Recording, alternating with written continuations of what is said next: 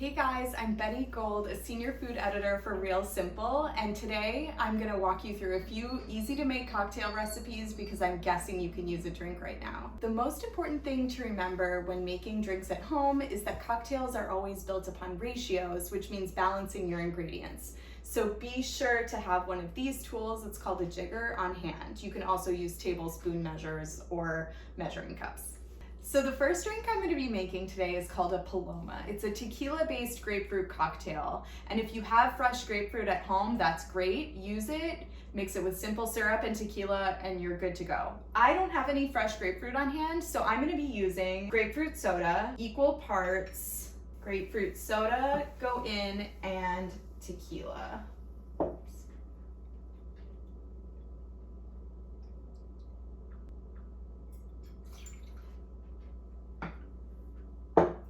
Right, give it a mix. This is a chopstick, it works.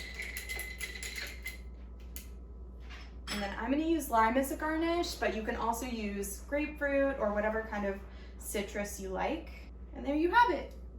Next, we'll be making a gimlet, which is gin and lime juice. So instead of the typical fresh lime juice and simple syrup, we're gonna be using Rose's lime juice, which is a mixture of the two. 2/3 of an ounce of this goes over ice, 2 ounces of gin,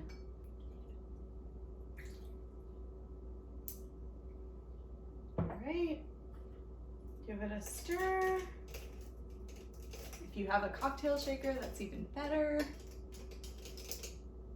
And I'm gonna garnish with rosemary, but you can also use fresh lime or mint. There you go. Third cocktail is called a Lil A Spritz, and this might be my favorite. We're gonna use Lil A, which is a French wine-based liqueur. It tastes a little bit like honey and citrus, and it pairs really well with sparkling wine, which is what we're gonna use today. But if you'd rather do a low alcohol cocktail, you can use tonic water or just sparkling water. So 1 ounce of this, and then 4 ounces of this, which I'm just gonna eyeball. Bear with me.